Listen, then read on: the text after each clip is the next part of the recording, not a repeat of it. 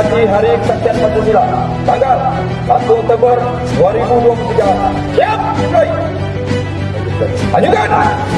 Dan kita mulai.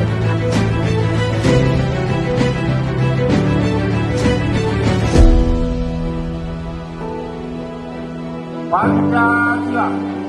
1. Ketuhanan yang Maha Esa. 2.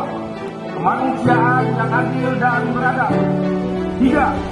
Persatuan Indonesia. 4.